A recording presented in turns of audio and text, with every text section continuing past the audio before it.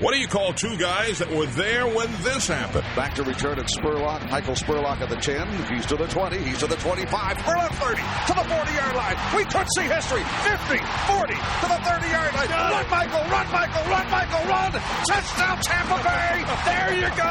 And that. Shotgun set. 3 receivers left. And here's the snap, and the blitzer is picked up. Brady underneath. Caught ball. Evans. He has the record at the 11-yard line. Mike Evans becomes the first NFL player in league history to record 1,000 yards or more in his first 7 seasons and want to throw by Brady. Congratulations, Mike Evans.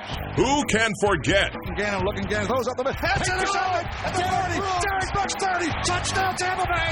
Derek Brooks, the most valuable player in the National Football League. There it is. The dagger's in. We're going to win the Super Bowl. Here's the snap. Mahomes running to his right. Look out. He may run. Mahomes directly. Oh, throw the end down. Battle intercepted.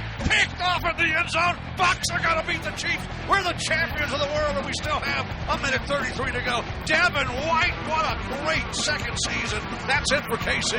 Bucs are the Super Bowl champs. They can't stop the clock. We call them the Salty Dogs. Welcome, everybody, to the Salty Dogs podcast. I'm Scott Smith. And I'm Jeff Ryan. We're the Salty Dogs. We are. And I don't really want to talk about this game, Jeff. you don't have to. No, we do have to. Oh. It's kind of our job. Well, We kind of have to do. I mean, I'm sure there's some days when a dentist doesn't feel like looking in a bunch of people's mouths, right? But it's his job. And right.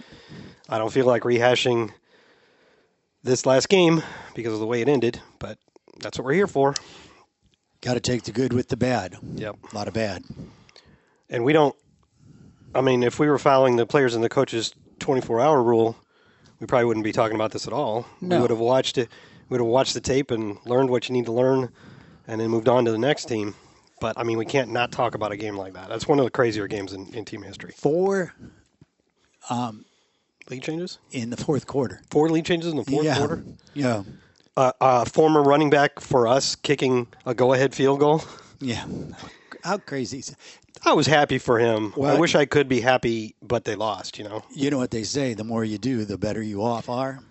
Yeah, and I was just listening to, of course, we're talking about Dario Gumbawale. Wow, you just rolled that right off Well, we your used to have tongue. to say it a lot. I know. Earlier in the game, their kicker had made one field goal. This is another easy one. Okay. Kaimi Fairbairn. Ah, He'd made one. I think it was like a 50-yarder, too. yeah, he did, and then he hurt himself. But he got hurt.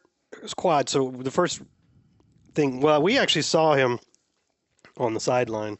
You could see from the press box. Yeah.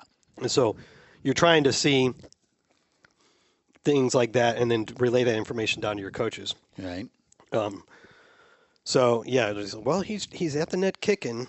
But Now they're looking at him. And so next thing you know, Dario Gumbawale's out there for kickoffs. And, I mean, they were decent. Yeah. They were good enough. got it through. Well, I mean, the first one was kind of hard and low, which is not what you want on a kickoff, because it went right to Devin Tompkins, and he actually had a really nice return. But most of us called back on a penalty because that's what happens on every kickoff return. And then because of a penalty, he actually got the kickoff from the 50 at one point, or maybe twice. And the first time he did it, he kicked it like almost through the end zone. Yeah. So, and then, of course, they started going for 2 after every touchdown, which unfortunately there were too many of. And so you're like, well, they're not going to let him try a kick. And then they get a 4th and 9 or something, and they let him try a 29-yard field goal when the game was tied 30-30, and he just drills it calmly. He looks so calm. That was the part I didn't understand, is why didn't you do that? Why didn't you kick extra points? Yeah, unless they just felt like they could get the 2-point conversions. Yeah, well, they only got one. Technically, they only got 1 of 4 because they kneeled after the last touchdown. Right. Because the only thing that can happen there is you could get it picked in return for a point, I think, or is it 2 points? Whatever. They could possibly. And then you get the ball. Then back. the game's tied. Yeah. So it was a smart play to kneel there, and they did. So, but they were 1 for 3 when they were actually trying to make it work.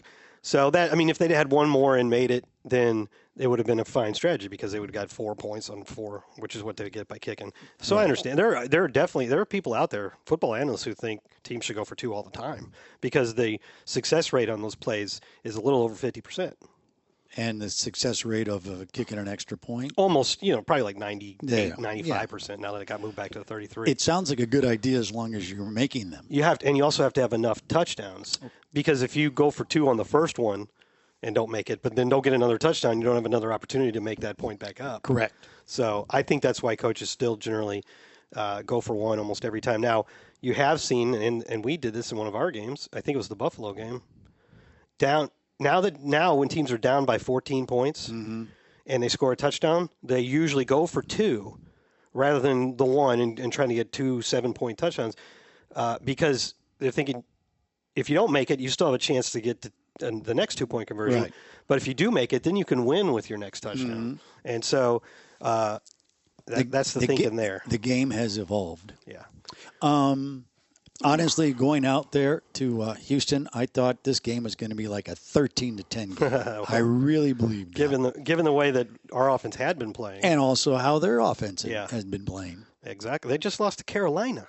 That's the only game Carolina. They lost 15-13 to Carolina. Correct. That's why I was thinking if I figured Texans would have had 10, the Bucs we would have had 13. That was my theory. I did say on my radio interview on your pregame show that I had a good feeling about that game. Yeah. I was so close to being right. 46 seconds away from being right. So anyway, you got their running back who used to play for us kicking. You've got a pretty decent first half. It was 13-10 maybe, and we made it 20-10 or 17-10, and then we made it 20-10 on the first drive of the second half. And then from then on, simply could not stop them. Third quarter, somewhere we got lost coming out of the tunnel. Well, on defense. Well, offensively, we didn't do anything in the third quarter. That's true. Well, we did get the field goal on the first drive to make it 20-10. First drive was that? I thought that was in the second quarter. It was 20-10. We went into halftime ahead 17-10. All right. And then on the first drive of the third quarter or second half, we kicked a field goal, and then we got another opportunity and kicked another field goal. Remember the 55-yarder, which is pretty awesome. Yeah, I mean, our kicker Chase McLaughlin is now 15 of 17, and to me, it's not even like, oh wow, this is really dangerous to be doing this. Yeah, and his only 2 misses were blocks. Now it's hard to say. I can picture one of them, and it doesn't feel like it was his fault. It was just a really well-timed leap, and the guy got a hand on it. I can't picture the other one. Sometimes a block would have missed anyway, and the trajectory's too low, but. I think at least one of those was just a great play by them. Right. So he's been essentially perfect, and that includes from beyond 50. And you're getting to the point now where you're like, you're not surprised at all when Todd Bowles sends him out for a 55-yard field goal. No. And I was talking to somebody else who's worked in the league for a long time, and we were remarking just how crazy it is that nowadays 50-yard field goals, even just 20 years ago, used to feel like miracles. Right. Remember we got Martin Gramatica? Yeah. And he hit a decent number of 50s, and we thought, this is amazing. Yeah. It's all changed. Remember the Carolina game in the Super Bowl year? I do. Which we won 12-9, and at one point we were losing 9-6. Yep. And then he kicked like a 52-yarder or something, and then we got a fumble, and he kicked like a 49-yarder, and that was all the points. You're like, this is the greatest performance ever by a kicker, you know? Yep. And now you expect kickers in the NFL now to make 52-yard field goals. They have no choice if they want to be in the NFL. I guess. Well, I mean, that's what happened with Ryan Suckup, who had a great career and was still pretty reliable.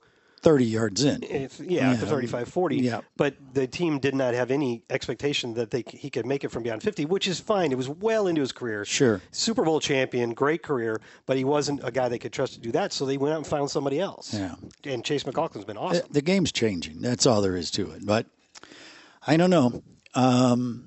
Anyway, Houston had 6 possessions in the second half. Scored every time? No, we did cause. Remember, we got a punt after. Oh.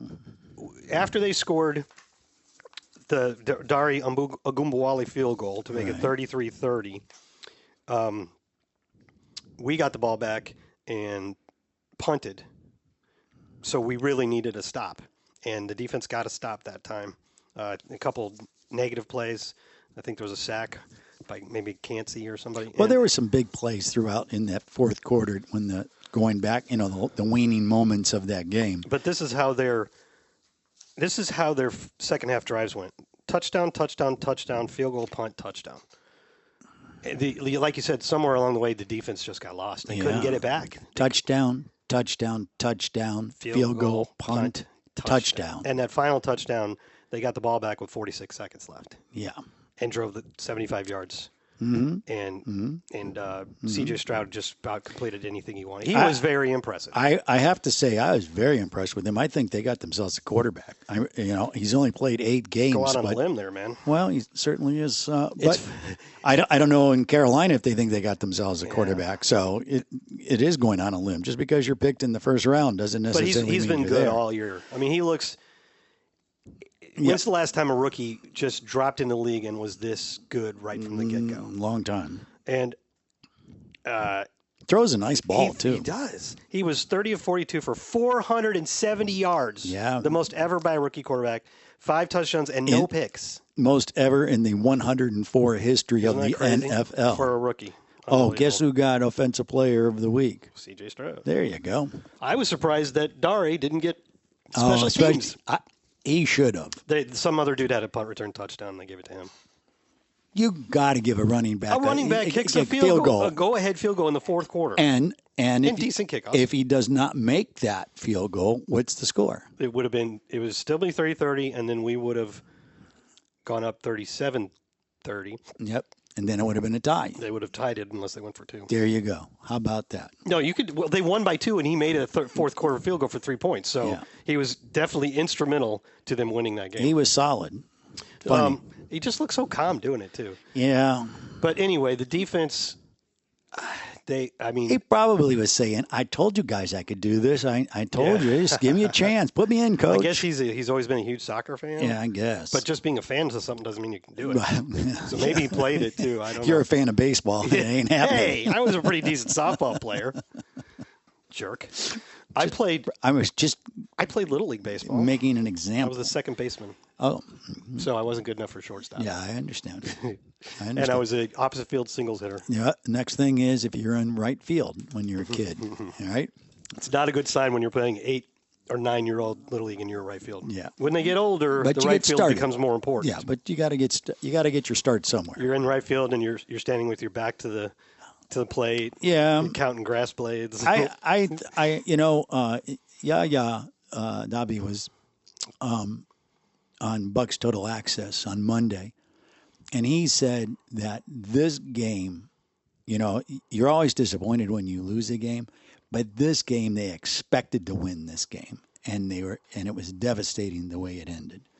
And they expected going into it, or they expected when they scored the go-ahead touchdown? Going into it. Well, don't they feel that way most weeks? Yeah, but I think in this particular one, in the fourth quarter, you get there, you close it. But it's 2 games now that you grab the lead with, less than a minute or so? Atlanta was that the other Atlanta one, yeah, where... can't hold it. No. And it's frustrating because the Bucs are on a 4-game losing streak. Mm-hmm. And we played the Saints.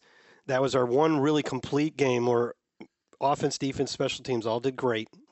Blew them out 26-9. Yeah. Then go to the bye week. And we come out of the bye week and lose 4 in a row, but they weren't all the same. In the losses to Detroit, Atlanta, and Buffalo, the defense was pretty good and actually kept you in the game. Right. So we lost 20-6 to Detroit, but still there was an opportunity if the offense could get going to get back into that game. The game wasn't over with until near the end. Obviously, right. Atlanta won the way that one ended, and then the Buffalo won. You had a shot. Yeah, if the last Chris Godwin turns around a little bit sooner, you might have won that game. You could be the Houston Texans getting all excited because you won. If you tell me going into the Houston game, after the way the last 3 went, that we were going to score 37 points, I'd been like, well, okay, that's a win. Yeah. And then the defense, which had been keeping you in games and deserved the credit they were getting, right, has its worst day in a long, long time. Yeah. Uh-huh. And just in the second half, it was hard to watch, man. Because it's like C.J. Stroud could do whatever he wanted. And he did. Yeah. It is, as a Buck fan, you're a little frustrated because you felt like the defense was going to be what kept you in all the games, and they did, just like you stated. But I will say this. I mean, everybody's going to have a bad day from time to time. Yes. But I will say this. Before the season started, most people didn't think the Buccaneers were going to be very good. And you and I differ from that, from what we watched. But the team comes out and they beat the road win in Minnesota, beat New Orleans, or rather beat Chicago, take a loss, then beat New Orleans. Take a loss to Philly, which might be the best team in the league. Yeah, so you're thinking this is pretty good. Well, now it's kind of skidding on you, and everybody's like, oh, it's everybody's fault. It's this or that. You started out the year not expecting good things to happen. So if you were one of these people who predicted the Bucs would win 5 or 6 games, and you didn't pay any attention, and then in Week 9 you said they're 3-5, you'd be like, okay, that seems about right. Right. You might even think they're overachieving at that point. Now, see, I'm upset because I still think we're going to. We thought we were going to be better. I thought we'd get to 10 wins. I still do. You said that. And it's not over with yet. We have to win 7 of 9 for that to happen. There you go. That's not impossible. Mathematically, I'm still in this. Oh yeah, you will be until we get 3 more losses. And the other crazy part about all of this, because in the Tampa Bay area, the sky is falling. The sky is falling. When it comes to the Buccaneers right now, everybody's feeling that way. They're a game out. A game and a half. But they haven't played again. They're a short game, right? Yeah. So we're one back in the loss column. Right. So you can and we have a win. We're a game and a half back of New Orleans, and we have a win over New Orleans. 1-1 in the division. Yeah, we got a lot of division games left to play, including 2. In no way, shape, or form am I counting these as wins. But 2 of our remaining games are against the 1-7 Carolina Panthers. I'm only going to count a win after the scoreboard goes 0-0. We learned that this last week, didn't we? Yes. Because at one point I was like, oh, God. And then it was, 3rd and 18? The Bucs are driving before they scored a touchdown. 3rd and 23. Was it 3rd and 20? Okay. 3rd and 23. And I'm going, oh, my gosh, this is going to suck. I can't believe it. And then. Well, he completes like a 21-yard pass to Trey Palmer. Yep. And Baker was talking earlier today, and he said that Trey ran a really great route on that play. And Rondé broke it down in his film session. I saw that. If you want to, people listen here, it's always one of the best videos we put up every week. I absolutely love it. It's a must-watch for me every week. But that was one of the plays he broke down, and he showed how it happened. Yeah. A lot of it had to do with the gravity that Mike Evans' route pulled 2 guys, kind of opened up the middle of the field, and Palmer ran a great route, and Baker put it right on him. So then it was 4th and 2, and that's when Baker did the whole keep the play alive, bounce around, and then finally was able to scramble for the first down, which is yet another play of his that is one of the reasons why his teammates have grown to like him so much so quickly. Yeah, and with all the frustration of everything, I still see glimmers of, hey, you know what? If we could just get the full game like we did in New Orleans. Yeah. They have not played a full game since New Orleans. Correct. But the defense was doing quite well, particularly in not allowing points in the red zone. Mm-hmm. And so, like I said, if you get 37 points, you think you're going to win. Right. And I think almost every game here on forward, if the Bucs get 37 or more points, they're going to win. I don't see our defense doing a performance like that again. No. That was I hope that was an anomaly because it doesn't line up with previous results. I mean, I hope there's not an underlying cause that's going to... I think what's so frustrating is that if you look at, there are some new pieces in there, but there are a lot of pieces of the same. But I did like what Todd Bowles said on Monday. He talks about communication, but that's kind of like a bow, what you put on it to say that's what it is. But it seems that, everyone goes, how do you fix it? What are you going to do to fix it? They know. Yeah. It's now up to the players to execute the play. You just hope that you have players who can. That's it. And some of on paper, as we started the season, you look like, yes, you do have them. Well, and I still believe we do. So, and they've had previous results that would, I think it's fair to say this wasn't Carlton Davis's best game. I would say if you were going to have a bad day at the office, that was definitely a good definition. But we have also seen him have incredible games where he shadows a top receiver and shuts him down. I think the Minnesota game he had a good. That sounds right. I think he did. But he had a deflection there for a 3rd down that knocked it away. That's right. A key one. Yeah, that was huge play. Took over the ball, and they never had the ball again. Right. And that was a huge play. Everybody's going, yay. I mean, he's been one of the league leaders in passes defense for most of his career. So he also spoke to the media. That's what I was getting to. He stood up and faced the media, and when he was questioned about, there's been some people out there this week who have been talking about how this looks like in that game that looked like the worst secondary in the NFL, and Carlton says, I understand. Right. If you look at what we just did, you have to understand. And I'm paraphrasing, but you have to be able to understand and accept the criticism. You can't say. Nuh-uh. You can't play terrible and then have somebody say you looked terrible and say, no, I wasn't. So I like that attitude. I like that he's facing. Cornerbacks have to be confident, right? That's probably the number one position on the field where they have to have unshakable confidence. And a short memory. So, I mean, we obviously showed what we think of Carlton and Jamel. Yep. And, of course, Jamel was out for most of that game because of concussion. But by the contracts that we gave them, Zion McCollum came in, and I don't actually honestly know. Coach Bowles said it was a lot of busts on things that they practiced that week, and they've practiced 1,000,000 times. 100 times. Yeah. Like the play right before the touchdown was apparently a breakdown, and it was a play that they had practiced against, that they had anticipated and practiced against. That they were going to see that. Multiple times, and people did the things they were supposed to do. Now, sometimes a player does his assignment as he's supposed to, but the offensive player just beats him. That happens. That happens for every team against every team. Yep. But this was apparently a case of a number of times of breakdowns, of what Todd usually calls busts. Mm-hmm. And he was asked after the game, as a follow-up, were most of those busts in the secondary? He said yes. Yeah. Okay, so I don't know individually, Carlton, Zion, Christian Izzian, Antoine, Ryan Neal, D. Delaney, who had the busts. I guess I could try to figure it out if I watch the tape, but I don't really want to. I think they know. But they know. And this game was particularly frustrating for them because of that, and the coaches too, because we practiced that. No. How do you... Nothing that the Texans did was something we didn't look at and think they were going to do this. Right. So, and that's where it's one thing when you see and go, wow, we never saw that on tape. That came out of nowhere. Yeah. And then the ultimate symbol of the frustration is Levante David, who almost never gets a penalty and has won multiple sportsmanship awards. Right. Takes off his helmet after that game-winning touchdown for the Texans and slams it to the ground, thereby getting a penalty. I took my headsets off. Yeah, but you don't get penalized for that. No. And Levante almost never gets penalties, but if he's that frustrated, that just gives you a mental image of how frustrating that game was and this streak is. Mm-hmm. So believe me that these guys are feeling it because they think they're good. Yeah. We think they are too. Yes. But they think they have talent. They have the talent to win some games, and unfortunately, they didn't pull it off what they were supposed to do. And the fact that they were losing and came back, and then you get and as a fan, you're on an emotional roller coaster that you're like, oh, this is just like darn, and then it's like, oh my God, I can't believe what a great touchdown! We're gonna win the game. Oh, geez, this is so awesome. And the crazy part is, after we scored a touchdown, Gene goes, barring a miracle.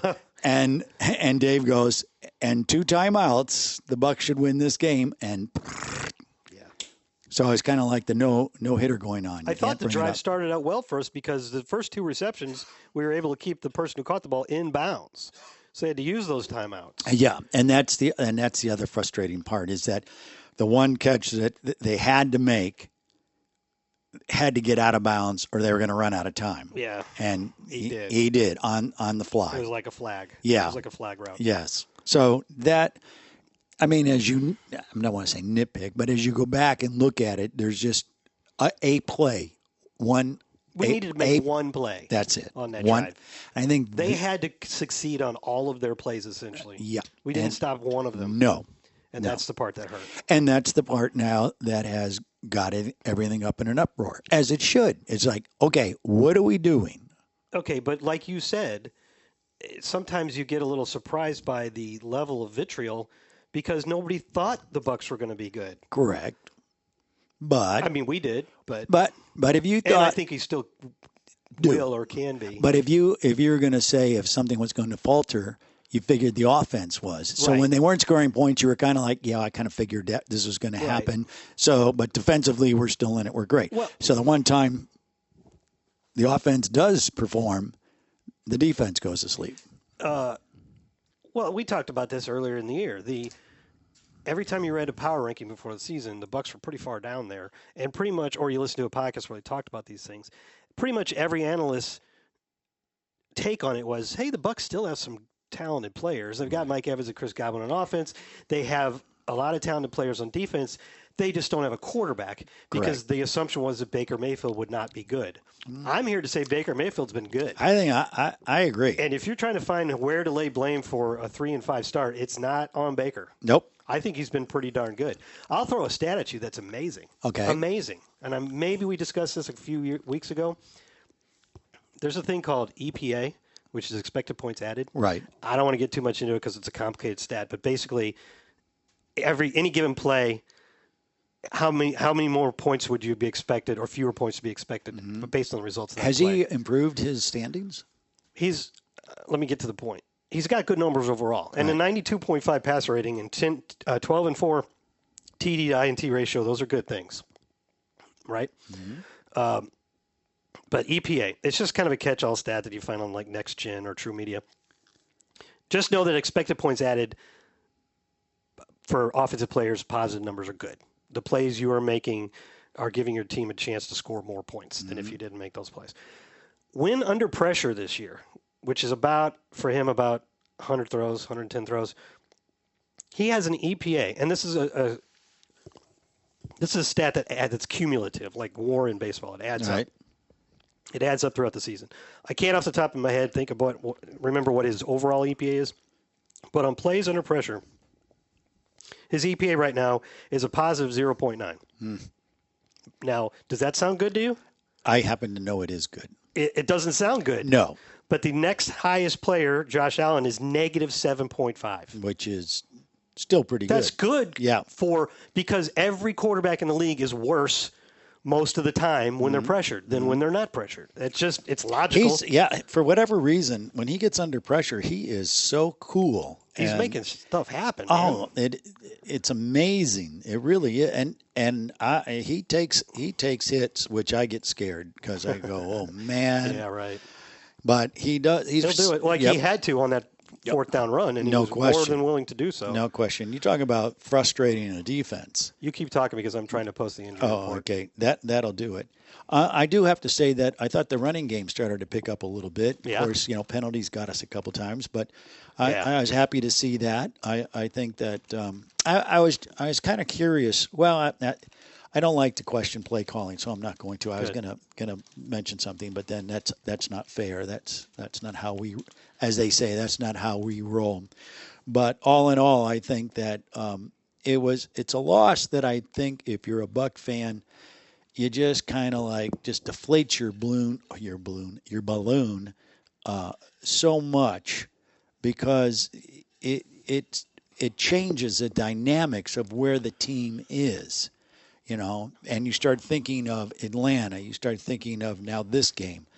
Those two games flip the card. One of those games flips it. Now you look at the month of November, and you're really concerned because you were hoping to get the Texans, you're hoping to get the Titans, and you were hoping to get Indianapolis because no one's giving you a chance to get against the 49ers. But I'm not so sure about that. They've been vulnerable lately. Very much so. Very much so. But I will say the Titans were pretty much running the 49er offense.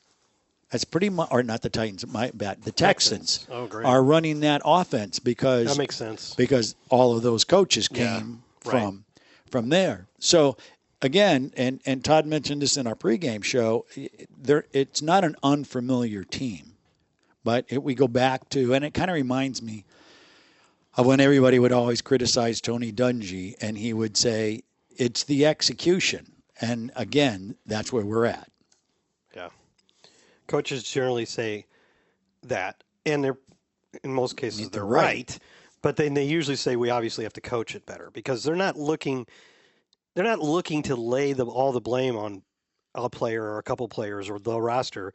So they add in there, we've got to coach it better because if they're making busts on things they should be knowing what to do, that's got to be frustrating for a coach to watch them do it right in practice and then not do it wrong in the game. It's anything. If you're a manager of people and they're not doing what's getting done, you have to address yourself first and say, why are they not understanding what I want them to do?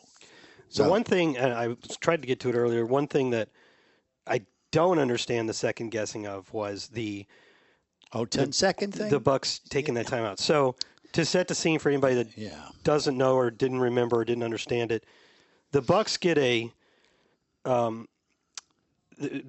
Baker on second and third from the 29 completes a 15-yard pass to Trey Palmer, who then fumbles, but the ball went right to Mike Evans. Right. So I think he even caught it in the air. But anyway, he recovered the fumble and ended up at the around the 10-yard line. Correct. But the rule is, and they originally spotted it there. Right. But the rule is, in the last 2 minutes of either half, if you fumble, a teammate can recover it, but they can't advance it. Right. So it comes back to the last spot where it was. Correct. And that whole thing came from the holy roller play many decades ago. But so there was some confusion, and the clock was stopped as the replay official reviewed it, and they figured out what the play was and where to spot it. And then they came out of it. This is the part I don't quite understand. They came out of it and said the Buccaneers have chosen to use their last time out in order to avoid a 10-second runoff on the clock. Mm-hmm. I don't understand why the Buccaneers, when it was a replay review and an officials review, why were the Bucs in danger of having a 10-second runoff? They didn't that's what happens when you get an injured guy. Right. There's 50 seconds left to get a guy injured. You got a timeout left. You can use that to avoid the 10-second runoff. Go ahead. No, I finish your thought.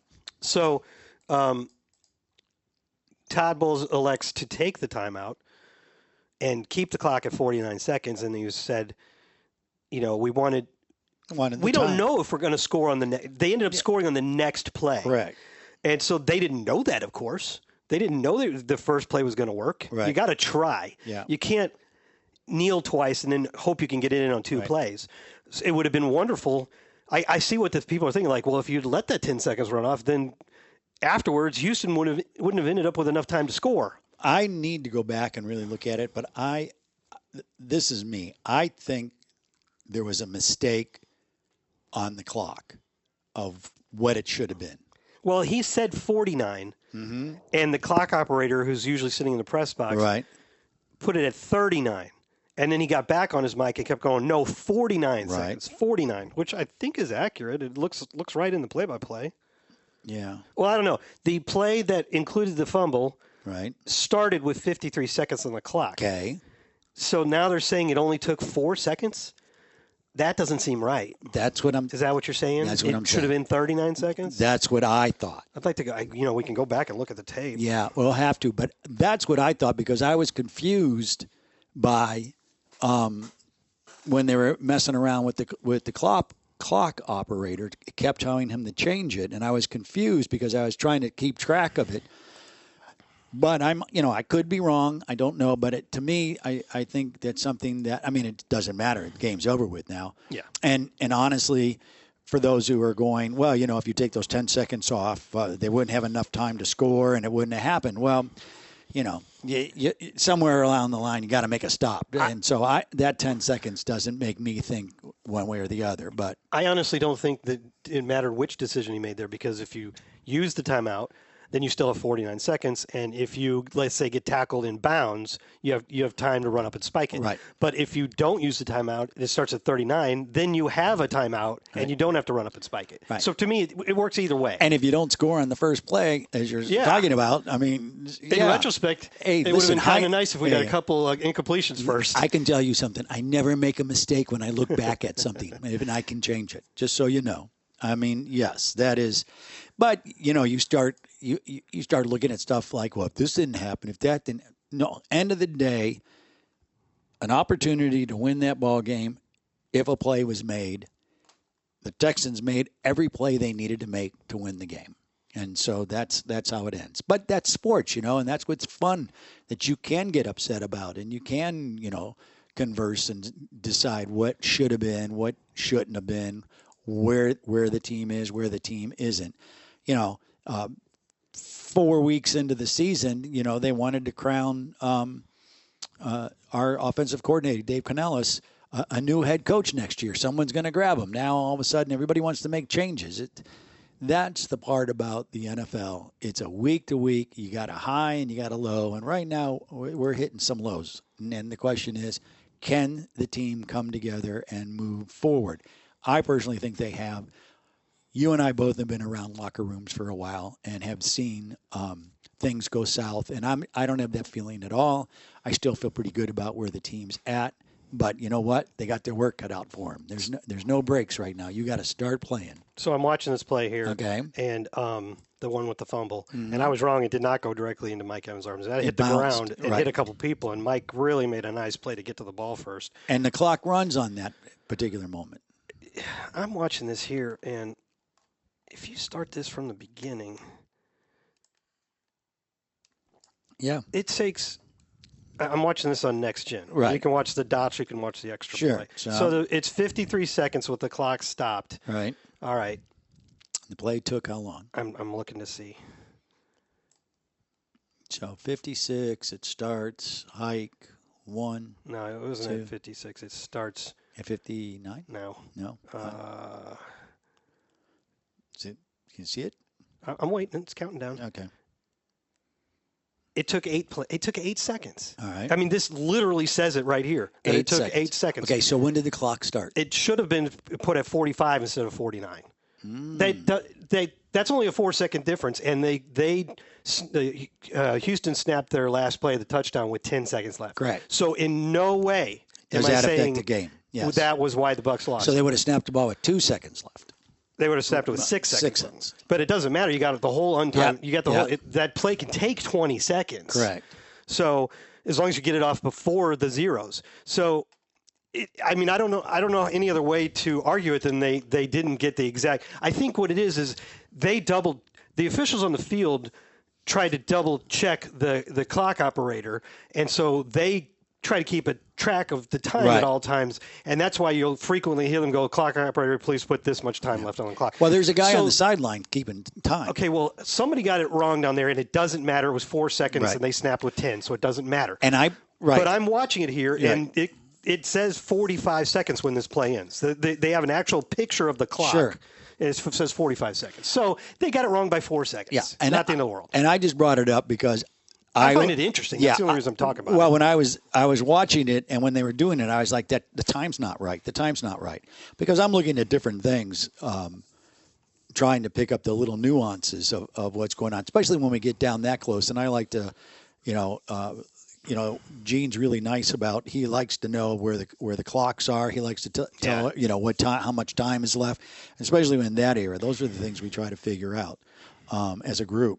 But I just thought something wasn't right. But thanks for clarifying that. I'm not saying that they, like you said, I'm not saying that's why they lost the game. No, it isn't. It clearly isn't. Right. But they clearly did get it wrong by 4 seconds. I actually thought at the time that they got the spot wrong. Right.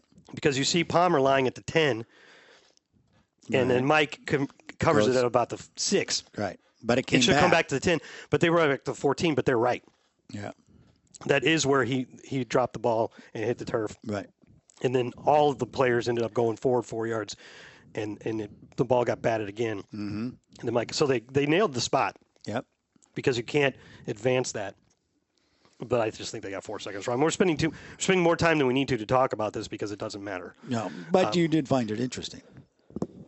Kind of, sort of, maybe a little bit. You pulled it up, so yeah, good. Yeah, it was neat. You can watch any play you want to here on Next Gen, and you get the little video of it, and you also get the little dots moving around. Yeah, and I think that it's just one of those as you sit and talk about a game, you just kind of go with it.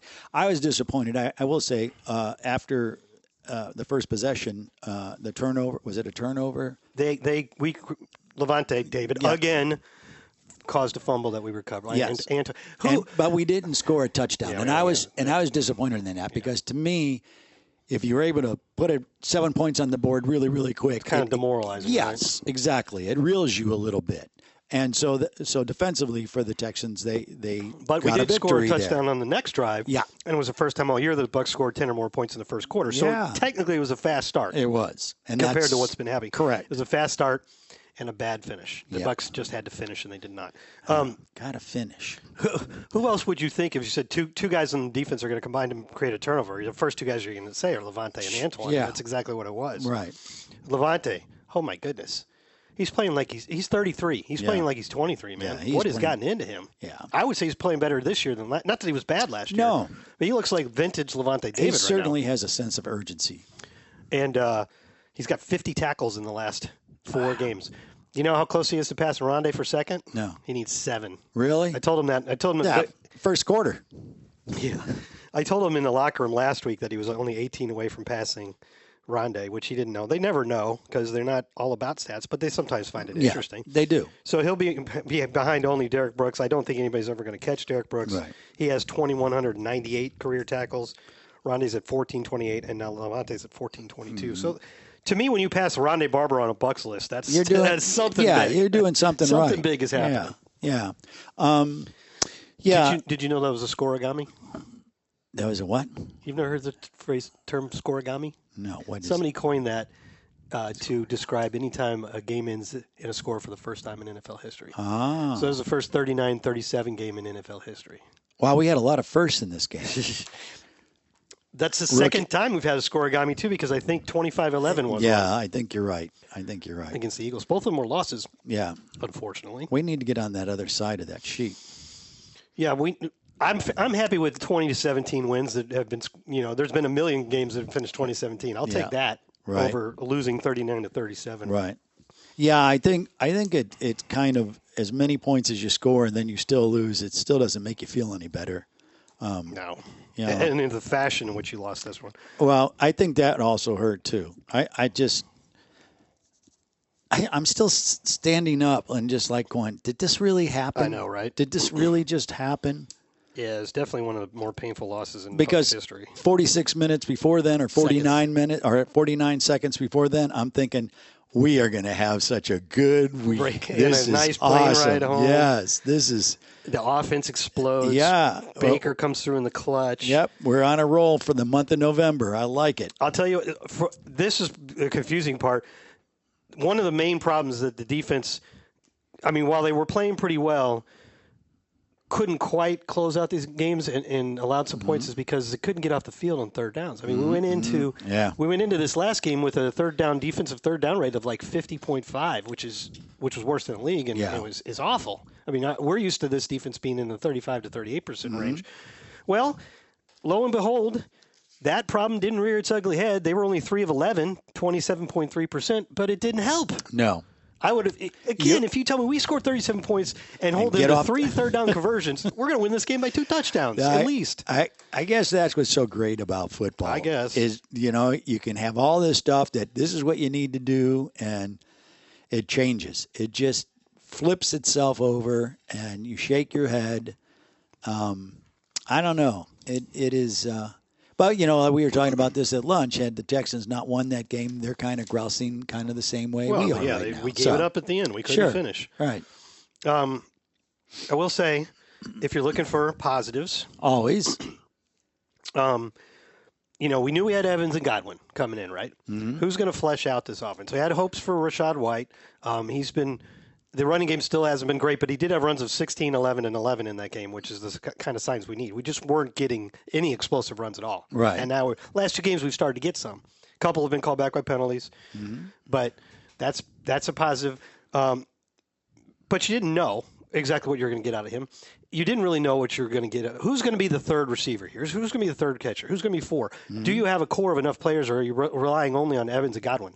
At this point, Cade Otton's kind of becoming a guy you can rely on, right? Right. Rachaad White, Cade had a really good game. Did you know he played every single snap in that game? No. Every single offensive snap. Yeah, well, I figured this.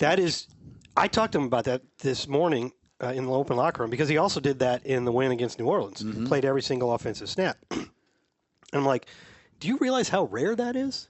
Because I looked it up. You can look up on Pro Football Reference and StatHead. One of the things you can search by is offensive play percentage. So I searched for Tampa Bay tight ends, 100% offensive. So how rare is it? Well, Cade's done it twice. If this search was accurate, and I think it was, that's half the times that a Bucs tight end has ever done that. Austin Seferian-Jenkins did it once, and Luke Stocker did it once. Really? And that's it. So even when you had Rob Gronkowski. Luke Stocker played every single snap. Kind of hard to believe, isn't it? He was more of a coach than a player. He was more of a blocker. Yeah. He was still playing last year. Yes. And now he's a coach for Tennessee. Tennessee, yeah. He was still playing for Minnesota last year, though. God, you love it. He had a nice career. Yeah. But he was never a really prolific pass catcher, and you wouldn't think if your tight end isn't really doing much for you in the passing game, you wouldn't think he'd be on the field for every play. Got to have a blocker, though. Well, got to have tight ends to block. So Cade, I told him that. I'm like, dude, do you know how rare that is? And so I told him the same thing I just told you. He goes, well, I'm enjoying it. I'm like, I thought you would. He's that kind of guy. I smile, and he's like, yeah, I enjoy it. I'm enjoying it. He likes being on the field every play. Well, it certainly keeps your mind in the game. And he had 2 touchdowns. Yeah. First 2 touchdown game for him. First 2 touchdown game for Rachaad White. And as I was getting to, Rachaad White has become a pretty decent weapon in the passing game.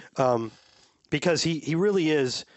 I don't think he's proven yet if he's a top caliber NFL runner. Right. Maybe he is. Maybe he isn't. Maybe there's O-line issues, blocking issues, and maybe when this all gets together, we'll find out that he is. Right. But I think we can already see he's a definite weapon in the passing game because he's very good in the open field. He almost always can make one guy miss if he catches the ball and has a little room to operate. And so now you got Mike and Chris. But you also have Cade. Okay, that's good. And Rachaad. Okay, that's working out pretty well. He's over 100 yards from scrimmage each of the last 2 games. And then you got Trey Palmer, whose play share continues to rise as he really nails down the third receiver role. Before he's kind of mixing in with Devin Tompkins and maybe a little Rakeem Jarrett, but he's clearly the third receiver here. His catch volume in games is generally not very high. It'll be 2, 3, 4, but he tends to come up with a big play here and there. Right. And as we talked about his big play already in this one. So he had 3 catches for 51 yards. If that's the 5th option in your offense, that's not bad. No. So what I'm saying is we knew we had Mike and Chris. So we're doing silver lining things right here. We're trying to do some positives. Those were positive things in the game. You basically have 5 weapons for sure. Now, Mike, Chris, Rachaad, Cade, and Trey in the passing game. I'm pretty pleased with that. I think if you're a Bucs fan, you'll be like, this is. But you have Bucs fan and saying Mike needs to get the ball more. How come Chris isn't getting the ball? Why aren't you feeding them? Okay, most of the time. Now in this game, Chris only had 2 catches for 16 yards, but that's only the second time in like the last 18 games where he hasn't had at least 5 catches and 50 yards. And then Mike is on pace for like 1,290 yards. So he's gotten it enough. What is the? Go ahead.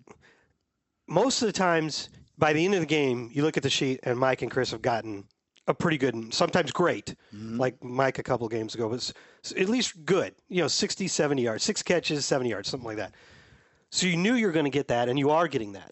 But now, early in that game, who was making the big plays? First play of the game for the Bucs, Cade Otton. Rachaad White's ripping off some nice runs. Early on, Mike and Chris aren't getting the ball at all. Probably a lot of that had to do with the coverage. There you go. But you have other guys that are emerging as real weapons that you can turn to, and then eventually they have to take some of that coverage away from Mike and Chris, and then they start to get fast. Then you get the big play, which, by the way, I thought Mike had a touchdown, and I'll explain why I thought that was a touchdown. I couldn't tell. Okay, I'll explain why I think it was a touchdown. I don't know if he really had full control of the ball when he went down and the guy touched him. I don't think he had full control of the ball. So when the guy touches him, if you don't have control of the ball, you're not down because it's not a catch yet. After he rolls away from him, he keeps the ball and he's in the end zone. That's how I. You sure that's how the rule goes? I would think so. I mean, I thought it mattered when they first touched the ball, because then a guy could catch the ball and like purposely bobble it. I don't know. It was just like maybe, but if it were, I'll tell you where he hit him. He hit him in the helmet. Did he? Yeah. Actually, it could have been hands to the I just face. wanted him to get the touchdown because I always want him to get more touchdowns. I love how he just fell back into it, too. Well, he had to turn around a little bit. He couldn't run in stride, and that's why he had to turn around and fall backwards to catch it. And that's why it was down at the 1. We scored on the next play, I believe, or maybe 2 plays later. Yeah, we did. I have a question. What's the average of a wide receiver during a game? I mean, is it like 8? I don't think there's any kind of average. There's no average, like. I mean, you got different teams with different situations. Okay. Like if you're talking the Vikings. I just curious, like basically, I mean, Stephon Diggs, Tyreek Hill is averaging more than 100 yards a game. Yeah, but how many attempts does he get? How many catches does Tyreek Hill have? Well, not catches, just targets. I mean, what would be the average? I'm just curious. I don't know if there is an average. All right. I just 7 or something like that. But because you're talking about different players in different roles.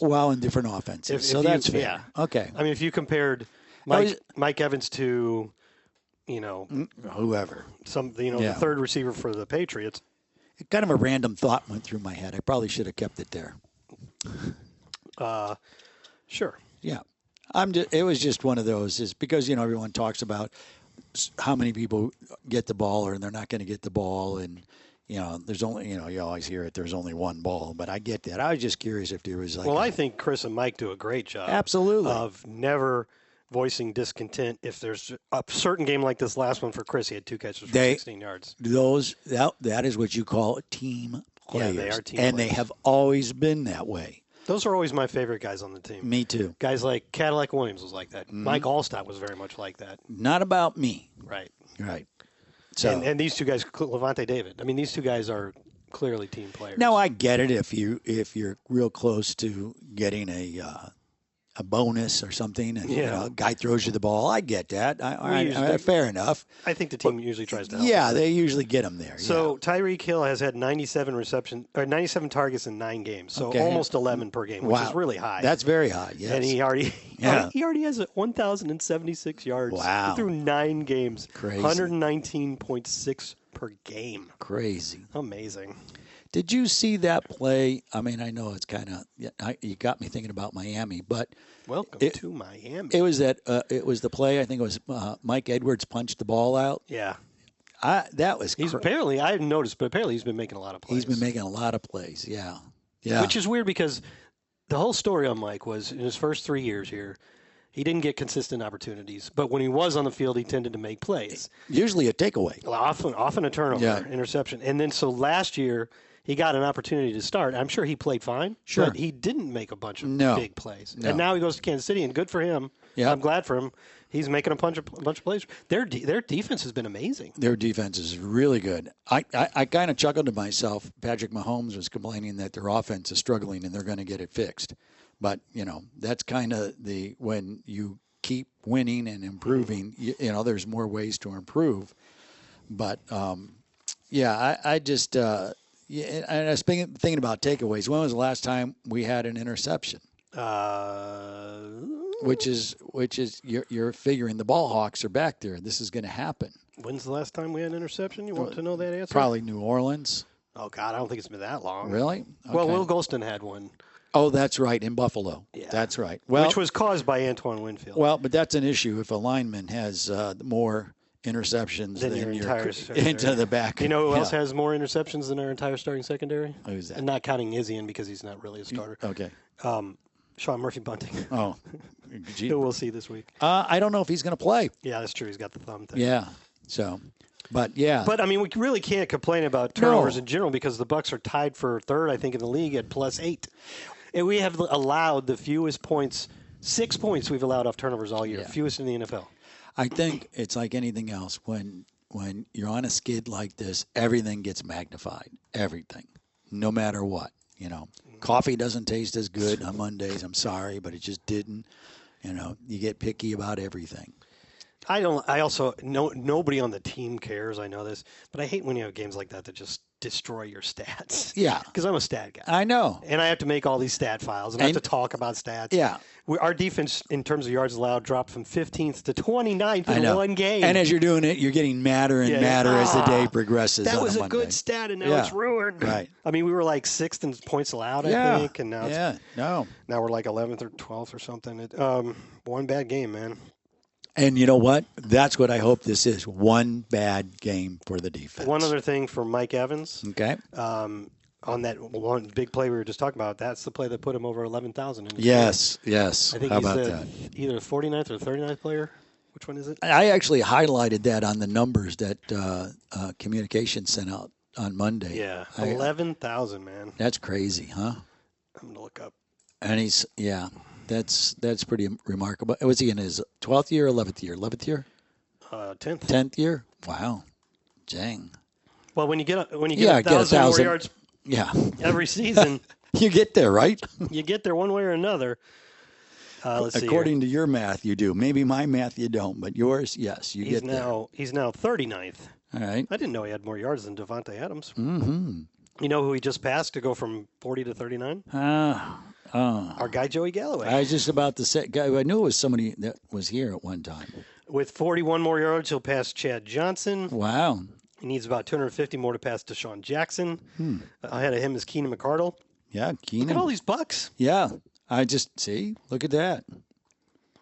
Oh, wow. Keenan McCardle, Deshaun Jackson, Mike Evans, and Joey Galloway right here in a group, and they all played for the Bucs. You like it. Well, interesting. Keep going, Mike. Keep going. Well, Sunday's a big game, so on to the Titans. You know, one other statistical oddity. What's that? That I, again, was updating files. Mm-hmm.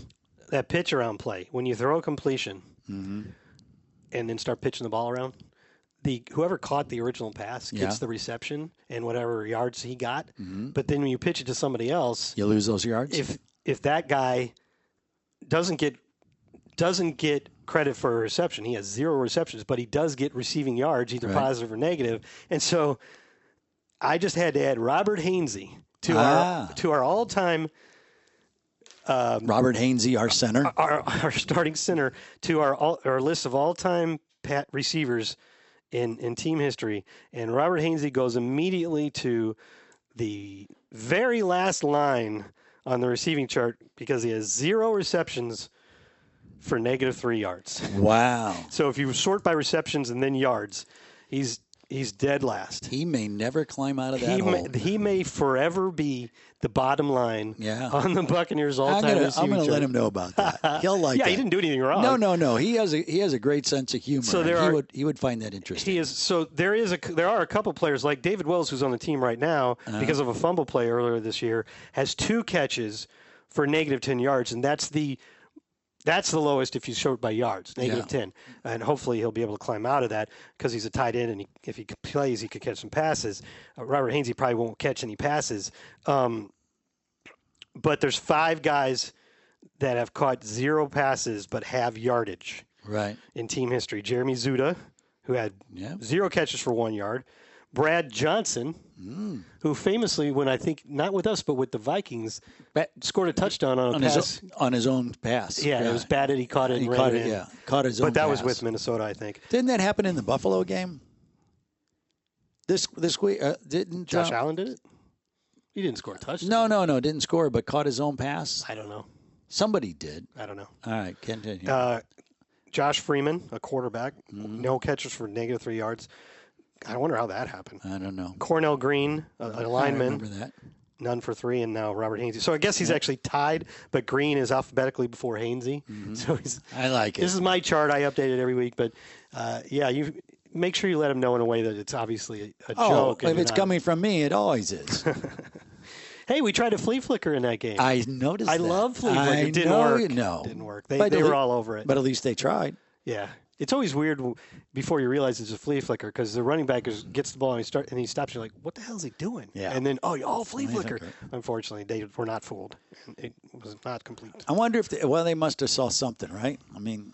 Well, to me, if I were a head coach or a play caller, I guess, I would try a flea flicker about once every 4 or 5 games. Yeah, just for fun? You can't do it every game because then they start scouting. You go, well, hey, keep an eye out for this because they do it every game. All right. It's like onside kicks. Do you want to get to fans' questions? Sure.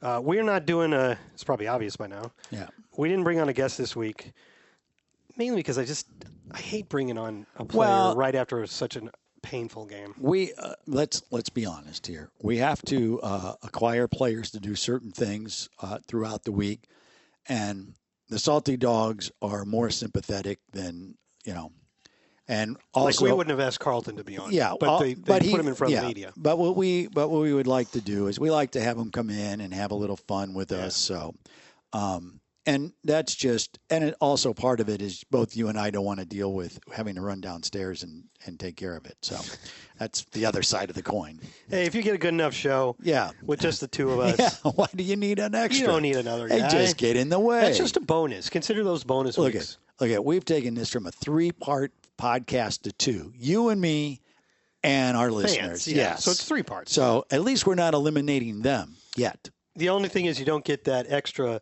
jolt of the theme song between segments. That's true, but it makes my life simpler. So, see, there's all these pros and cons for everything. I like it. So, what do we got? All right, we got about 5 questions. It was pretty good. They're not all questions. All right, this is from Kent Denny, who's a fan here in Tampa. He says, "Ugh!"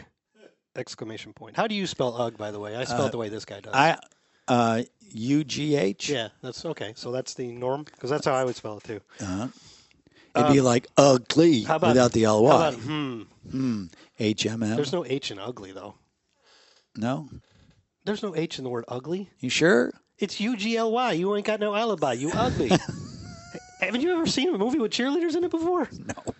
UGLY. You ain't got no alibi. You ugly. All righty. I'm not saying that to you, Jeff. You're a magnificent yes, specimen. I'm a specimen, yes. What was your question? I haven't gotten to it. How do you spell HMM. 2 M's. Yes. I kind of vacillate between whether it should be 1 M or 2 Well, it M's. depends if you go or So you're spelling it phonetically. Yes. You think it's on dictionary.com? I don't know. I don't know those About to things. find out. I don't know why you ask me stuff like that when you know I'm not looking at it. Every now and then you get it. Yeah. Every now and then, no, yes. the only thing they got is if you type in HM, it says it's an abbreviation for hectometers. Oh. Which I don't know. I don't know what that is. is. A hectometer. I don't know. What is a hectometer? I don't know. Apparently Hectometer? we don't need one. So that's a unit of length equal to 100 meters. Okay. Oh. So okay. is hecto is a prefix that means 100, I guess? All right. Or 328.808 feet. Yeah. The whole foot-inch system is what we have. And Yeah. we all learn it. But Only it's dumb. in America. It's so dumb. Only in America. Anyway, I didn't think we'd be talking about hectometers. However, I will tell you this. We were in the airplane and we were flying, I don't know if we were flying 150 kilometers or whatever. Whatever it was, we were flying. Dave said to me, how fast do you think that is? And I go, that's right around 100 miles an hour. And he switched it. And it was, because it was kilometers. Okay. And he went to the imperial rather than the metric. Were we? And I told him that was all my traveling in other countries because we're the only ones that use the. Were we landing or something? Because planes go a lot faster than 100 miles per hour. No, we were somewhere. Oh, no, I'm sorry. It was the headwind. The headwind was 150. Whoa. And he goes, the headwind. Is that a lot? Yes. And he said, the headwind's like 150. He goes, how much do you think that is? It was So that was on the way to Houston? Yes. That makes sense because wasn't the flight there 2 hours and the flight back 90 minutes? Yep. Okay. Well, now, yes. I was a little confused by that for a while. Was it an hour and 15 minutes? Yeah. Yes. You think about that when you're doing when we're going to be coming back from San Fran in a few weeks. Anytime you head east, you go faster. Right. But I only really factor that in when you're talking about long trips like California. Yeah. I hadn't really thought about it from Houston. But yeah, so it was a strong headwind, and that was. But and I did. So it was I a converted. tailwind on the way back. Yes. So.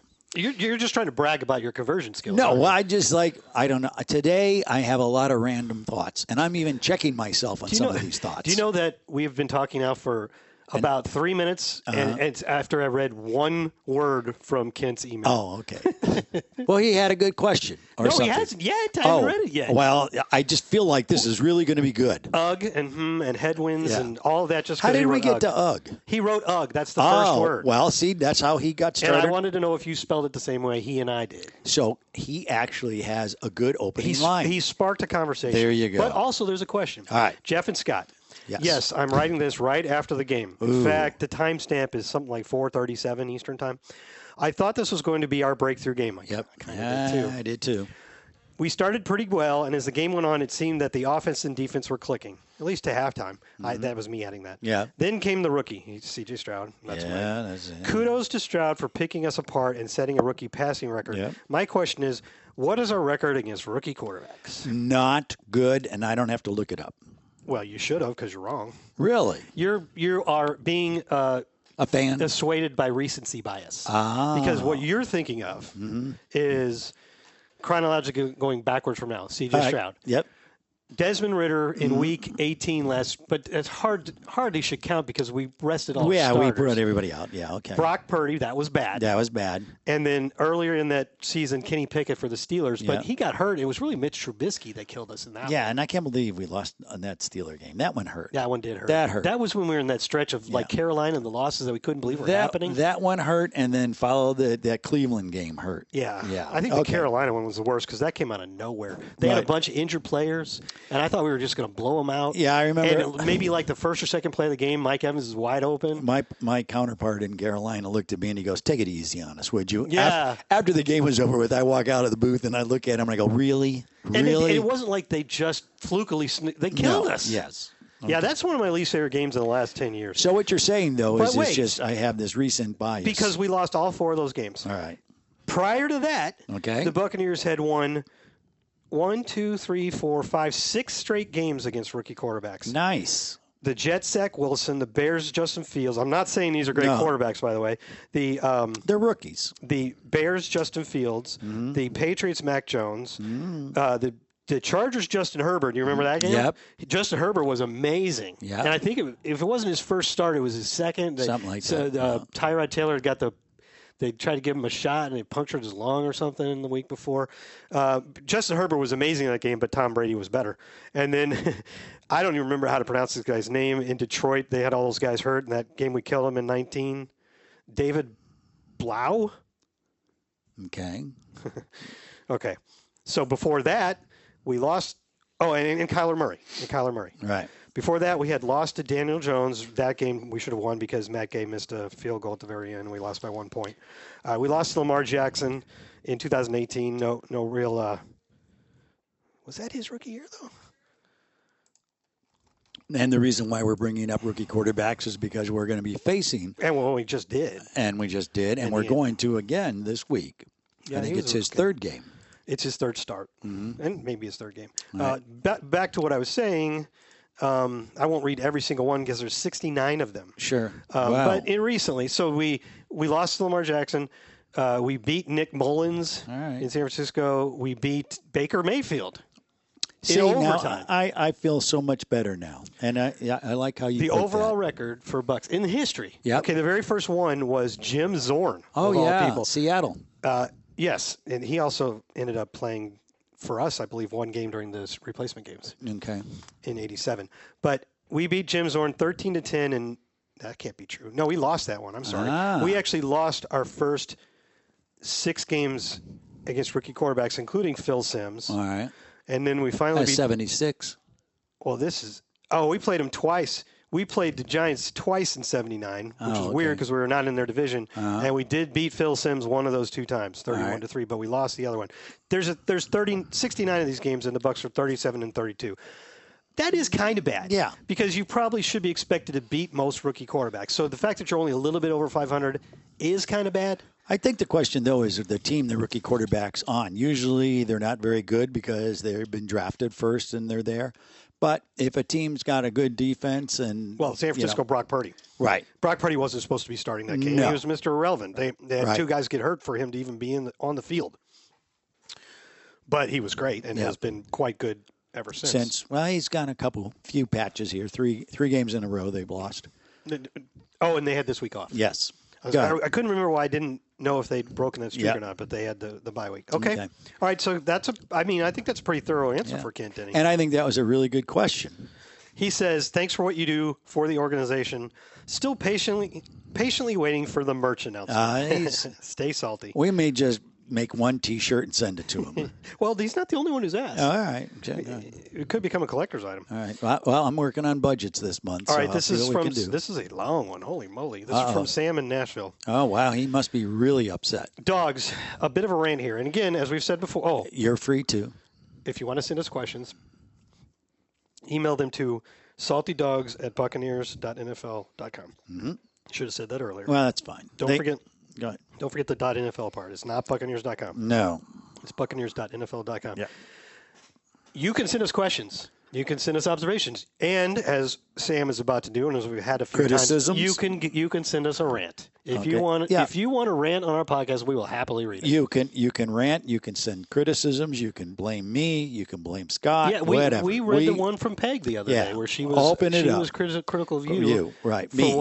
For what I felt was a joke, right, on my part. Because I'm mean to you, and I don't care about being here. Go ahead. A bit of a rant here, but man, that was a gut punch yesterday. Oh, yes. Obviously, this came in on Monday. He had to think about it. Not only did we lose, but the fact that the Texans had so many players hurt, that's true. And they were held to 13 points by the Panthers, of all teams, the week before, just doesn't look good. Agreed, but that's the NFL. They were on like their 5th center. 4th. Okay. But that's still just as bad, and it was his first start. Yeah. Both their starting safeties went out within like a minute. Yeah. They lost a bunch of players in that game. Crazy. But they didn't lose C.J. Stroud, Tank Dell, Noah Brown, or Dalton Schultz. There you go. All right. I typically don't like to call midseason games must-wins since there's still half a season left, but I think this week has to be considered a must-win game.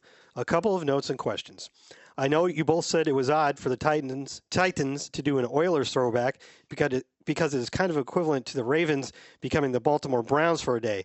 However, the Tennessee Oilers were a thing in 97 and 98, so there is a little history there. He's right. I forgot about that. They didn't change their name to the Titans when they first moved there.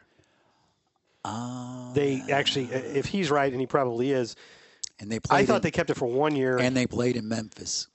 Yeah, right? They played in Memphis. Yes. And they were the Tennessee Oilers. Very good.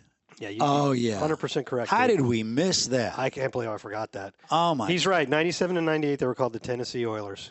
How did 2 years. I would have guessed. Once I was reminded that they did that, I would have guessed it was only 1 year, but it was 2.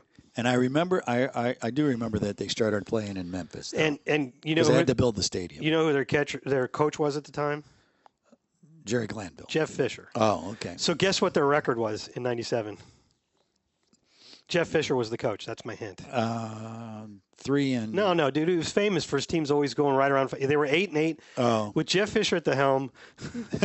Okay, so Jeff Fisher's first year as the Oilers coach when they were still in Houston was 95.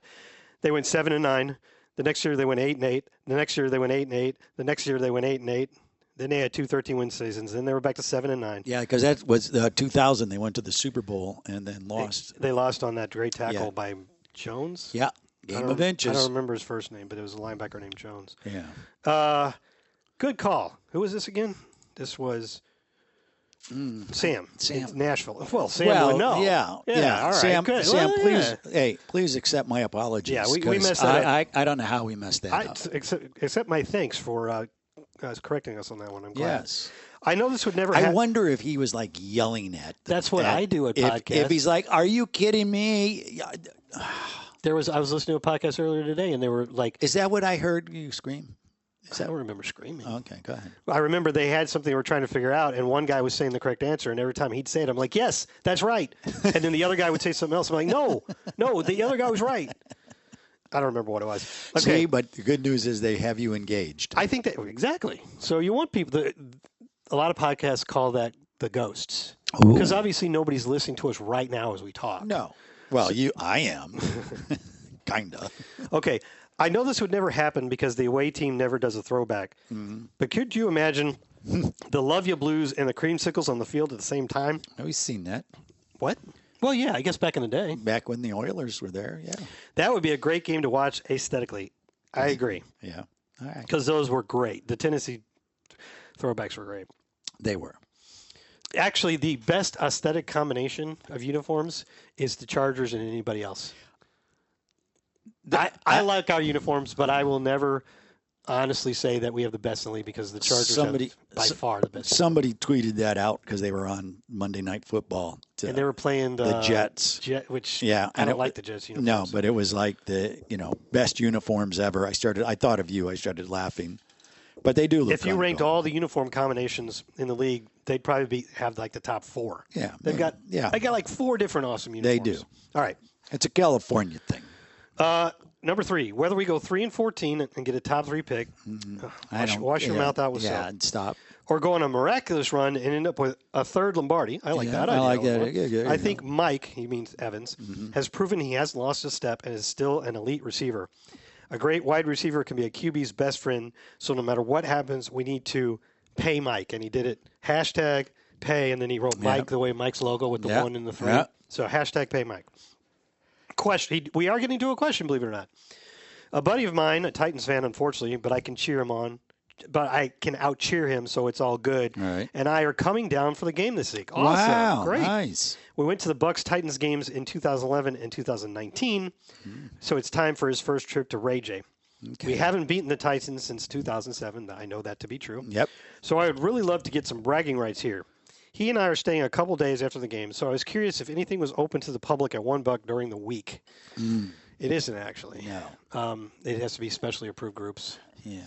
You have to be on a guest list to get in through the gate, as a matter of fact. Right. They don't want us giving tours during the season. Right. If there's off season, we could probably pull something off. Yeah. Sorry about that. He's not asking us to do it. No, by the no, way. no. He's asking. I think you can get a tour of the stadium if you check on the TSA website. I think you can. Can you? I think you can.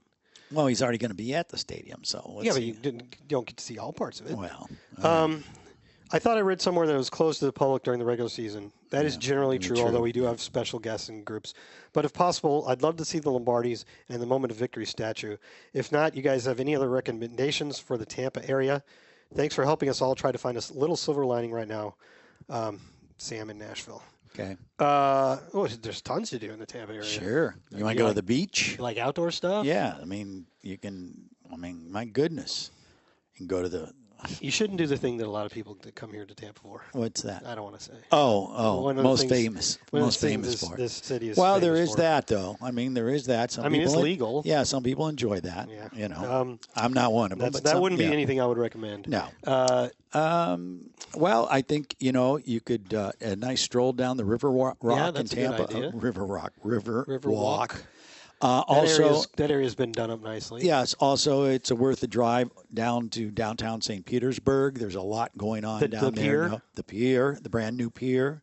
Yeah, It's brand new. yeah. Well, it's only been open like a couple of years now. They tore the old one down. Oh, wow. I never get down there. Yeah. Well, that whole place has changed. That is just totally different. What else? A good drive down the beach is nice. That's just Clearwater Beach is a very highly ranked beach. Yeah.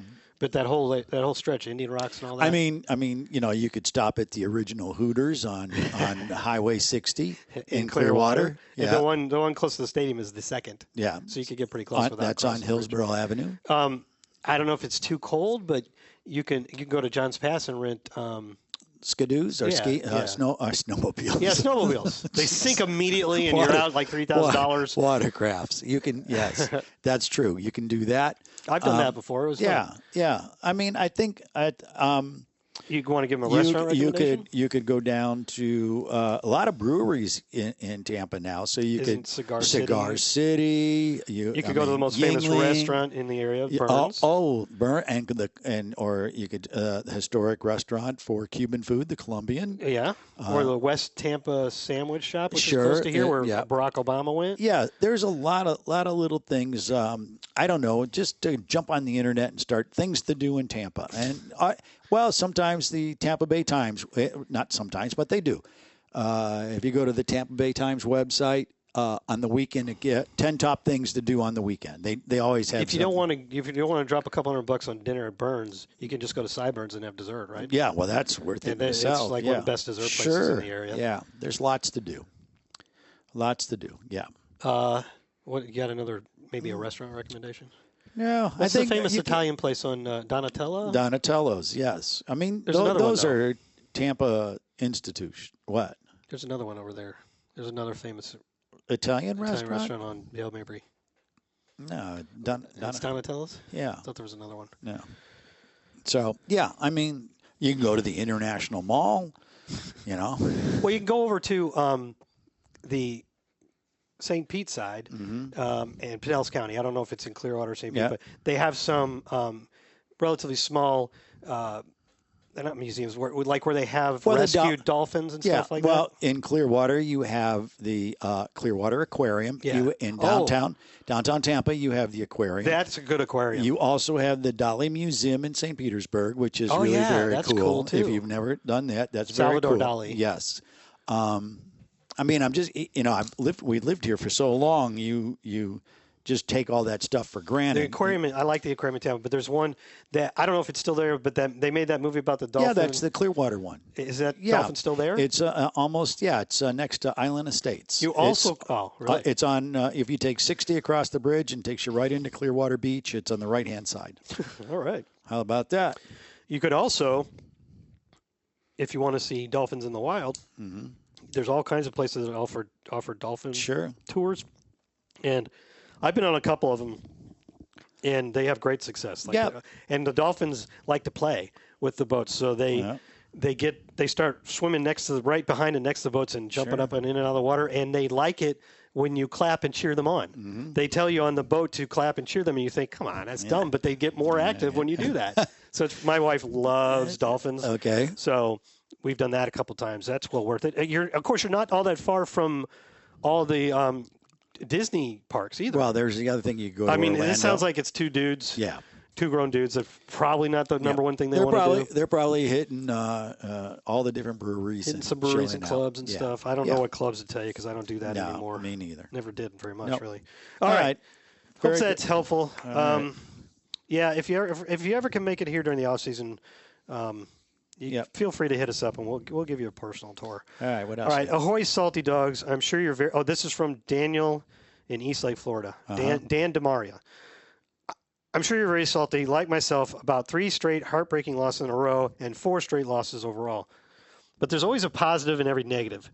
We're still only a game and a half back from first place with 9 games to go, so anything can and will happen. Not to mention we have 4 division games still to go. I added that part. I've been a Bucs fan since the year I was born in 1994. Thanks for making me feel old, Dan. Appreciate that. I was already in my 3rd season with the team when you were born. Right. And have been through many up and down seasons. I want to give praise to our punter and kicker, who have had a great season so far, doing their part in keeping us in the games. Good point, Dan. Good point. Hopefully we can get this week.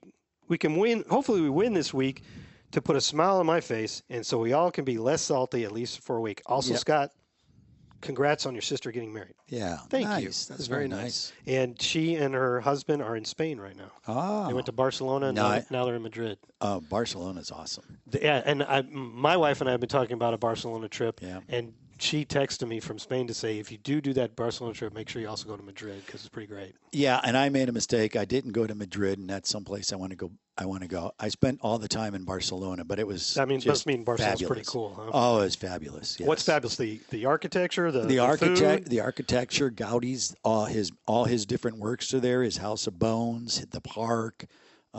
You're right on the Mediterranean, so there's great seafood dishes, and I'm a big seafood dish, and I love Spanish food. I'm all into that, whether it's Cuban or whatever, however you want to go. I'm totally into that. Good call. Yeah, but your sister's right. You got to do both. Barcelona and Madrid. Yep. I don't think I want to go to Spain if I'm not spending at least a week and a half, maybe 2 weeks. Yeah, well, I want to make it worth my while. I have this horrible thing about I like to go, but instead of a day in one city and then a day in another, I like to go to a city for about a week. Totally explore it. For a week, because the first couple days you're doing the touristy things and you're trying to figure stuff out. But then, about day 3, day 4, you got your bearings and you go, hey, let's go check this out. You're 100% right. And you don't have to rush so much. No. As a counterexample, last time we were in London, I think my Giselle and Alex flew over and joined me, and we went to Paris for the one day that I had off. Right. So it was go through the Channel on Friday night, spend the night at a little hotel, and then use Saturday to explore before coming back that night. And we had to hustle.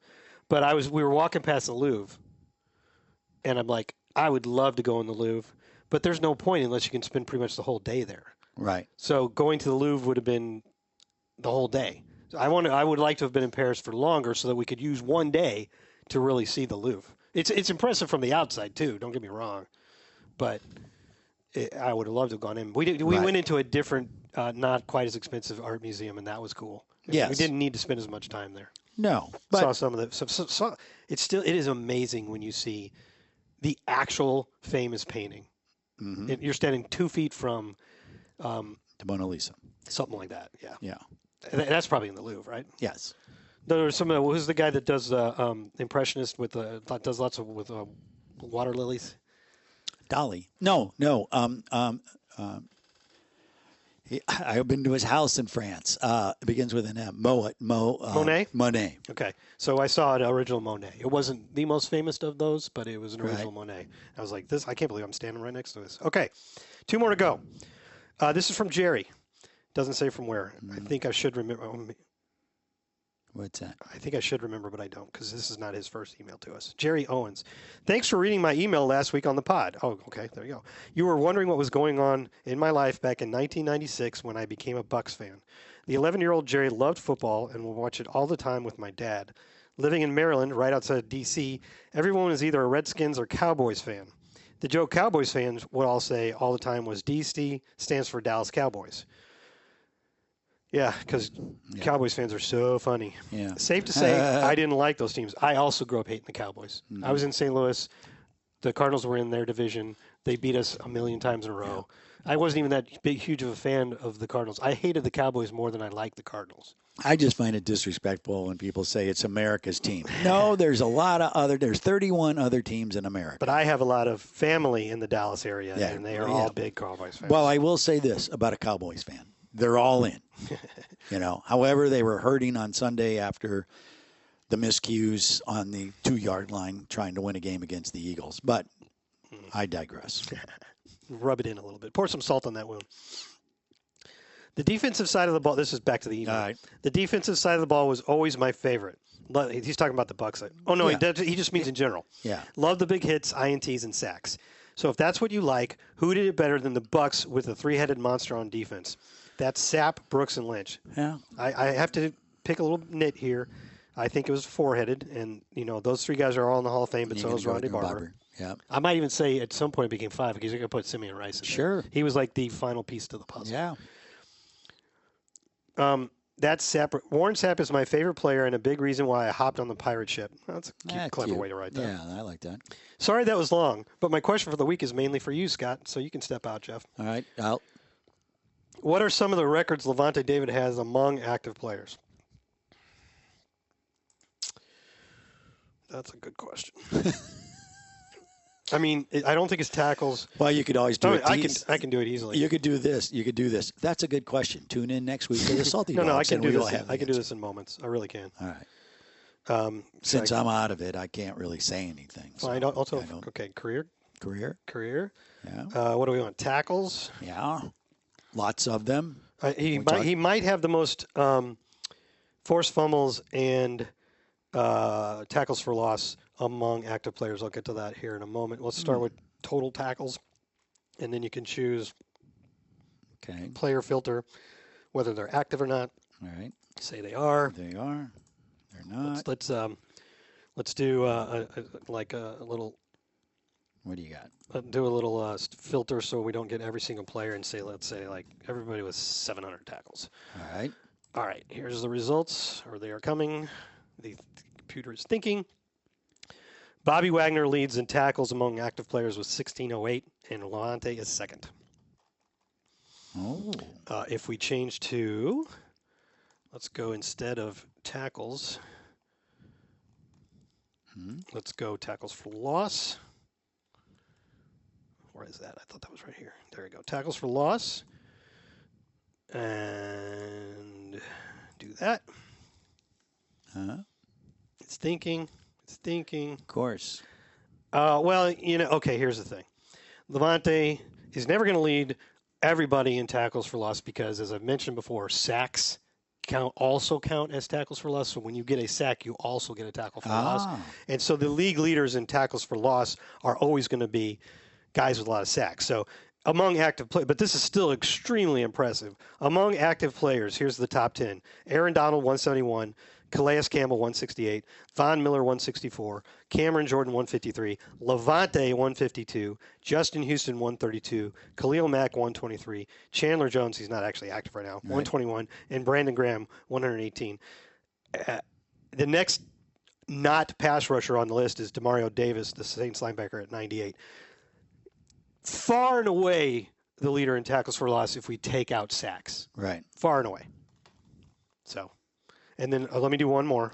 We'll do forced fumbles because that's another thing he does a lot. Forced fumbles. Get results. This one I think he's going to be number one. And? Nope. Okay, depends. Chandler Jones got cut by the Raiders, and I think some bad stuff's happening in his life. But some weird stuff happened. But he is not currently on a team. So depending upon how you define active players, it's either Chandler Jones at 34 or Levante at 28, tied with Khalil Mack at 28. Okay, so there you go. Very good. Answered the question. Wow. One more, and it's from our buddy in Brazil, and it's not really a question. Okay. The way it's written, it almost feels like he was trying to make a poem because it's like but I don't think he was, and it doesn't rhyme. Poems don't have to rhyme. I know, that's true. That's true. Ahoy, salty ones. Hope this finds you both well. This was not a complete game. I hope to see one Sunday. Send my congrats to Mr. Ryan and crew for the harder-than-usual job last Sunday. Thanks. Since you did, thanks for reading. So he just wrote in to say, good job to you. Yeah. It wasn't easy for me either, No. everyone. I'll tell you, these are the hardest games to write. Yes. The ones that you don't know. If you're losing or winning by 2 touchdowns in the fourth quarter, you can pretty much knock out your whole intro before you got it done, huh? Before when the lead changes twice in the last 46 seconds, you can't do it. You can't. There's no point in writing one lead because it could just be a waste of time. So you have to wait to see how it ends and then write your story. Yeah. And for me, I'm trying to get on the bus an hour after the game and get down to the press conferences.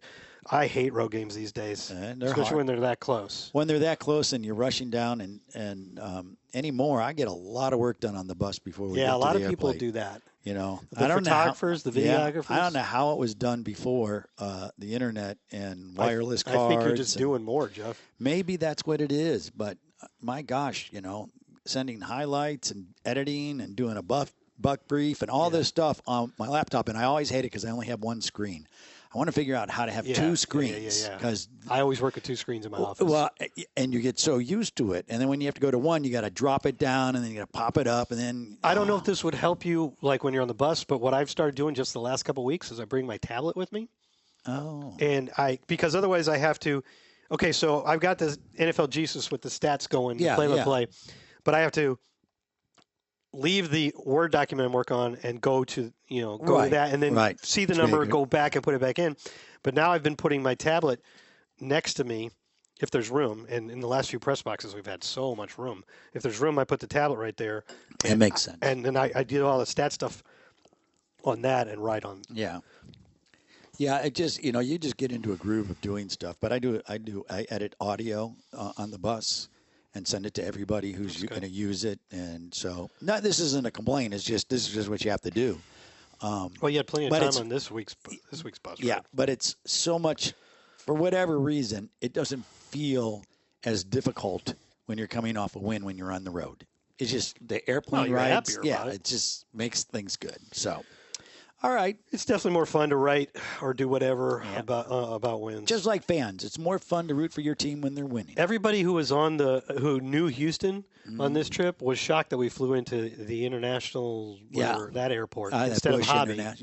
Instead of Hobby because it's so much farther out. But apparently the reason is we were flying Delta and Delta doesn't have. They don't have a hub there. They don't have what would they call it? They don't have a gate there. Yeah, they don't have the rights to land there. Right.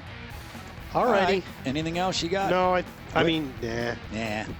Ready to go? We're ready to put this one behind us, aren't we? Yep. And anyway, you learned about hectometers and the phonetic spelling of UG and see how I did that.